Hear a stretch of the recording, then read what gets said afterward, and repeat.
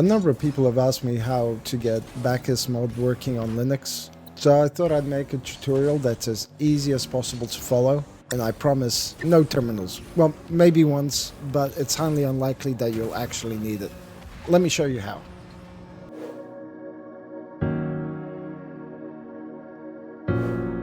Let's start off the tutorial with things that you'll need to have installed to get this working. Obviously, you'll need Steam, and you will need to have Rocket League installed. However, make sure you go into your properties, compatibility, and force the use of a specific Steam Play compatibility tool, and choose Proton Experimental. Secondly, you'll need a couple of things from your store. Now, I'm doing this on Linux Mint using the Cinnamon desktop. The stores might be a bit different for you. Well, I shouldn't really call them stores, they're software managers. So if you go into our software manager, it might be different for your own distribution, but what we'll need is Proton Tricks. And it's very important that you install it as a flat pack. That's what's recommended on the GitHub by the developer and the maintainer of the application. Secondly, we'll want to ensure that we have Wine installed. This can be installed as a system package. In fact, I only think you can install it as a system package. So we'll need a couple of things from the internet. First, we will need the mod itself. You can go to their website, click download now, and click here to download. I will save the zip file on the desktop. Secondly, I've made my own GitHub repository for all the files that you'll need. I want to make this as simple as possible for anyone to use this. So we'll have a couple of things. One will be a shell script, and secondly will be a desktop file that you may or may not need. I haven't completed it, but any additional information commands that we might have to use will be in the README here. So we can go on and download this as a zip and save it on the desktop as well. Next, we want to unzip both of these. So we'll choose extract here.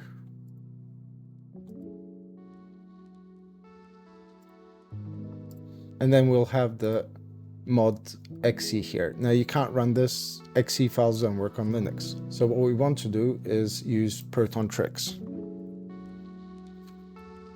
What Proton Tricks does is allow you to manipulate the wine container for the game, specifically for Steam games. So it will give you a list of all the games you have installed at the moment. We can choose Rocket League. We will select the default wine prefix. We will run an arbitrary executable. And we'll go to our desktop and choose the .exe file that we have extracted here. This will now install the mod into the folder that Steam uses to emulate a Windows hard drive. So we'll just click OK. We don't need a desktop shortcut, that wouldn't work anyway. And we'll just select install. And we don't need to launch the mod, it wouldn't work anyway. Okay, that's it. That's done with the wine tricks and the Proton Tricks. So just to show you what it's done, if you go into your home folder, you can press Ctrl H to show hidden files and folders. You can go into .steam, Steam apps,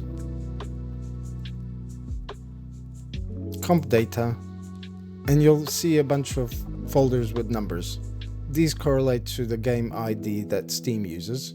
You can always check this by going to Rocket League Steam and finding this number here in the URL. This will correlate to the folder here, so we can search for that. There it is. This is the Steam folder for Rocket League. You can go to the PFX, C drive. This is essentially what a C drive is on a Windows machine. So if we go into Program Files, we can find the mod folder here and the executable. This folder will be available to the game when it's running, so that's very important. Next, we'll need a shell script that will allow us to run the game and the mod at the same time. So in the folder that you downloaded from my GitHub repo, there's a bakkes.sh file. If you read this, it actually just uses wine to use this prefix using Proton Experimental and to run this file. So if we open up a new file explorer, if I go to home, I've already created a Bakkes mod folder in my home directory. We can copy over the shell script. You will need to edit the shell script, so we'll do that.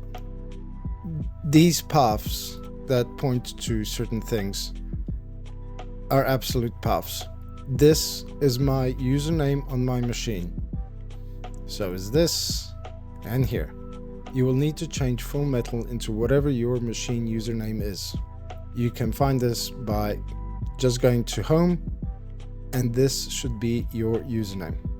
After you've made those changes and saved, you need to right click on the file, go into properties, go into permissions, and say that it's an executable file.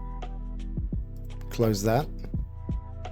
If for some reason this option is not available on your distribution or desktop environment, you will need to use the dreaded terminal. I'm joking, it's really not that hard. In the folder that you're in, right click, open the terminal, and I'll teach you a couple of bash commands now. ls is short for list. It will list everything that's in the folder that you're in. So we can see our shell script here.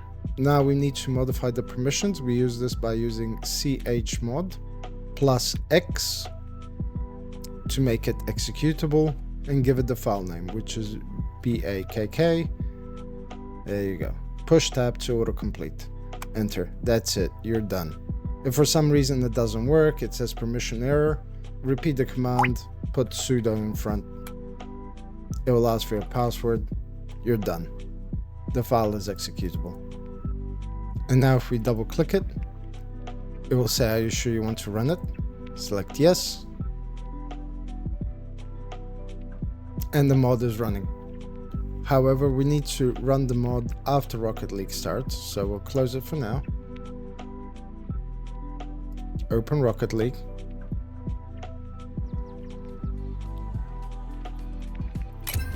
Go to the main menu, Alt tab into the folder, double click, run.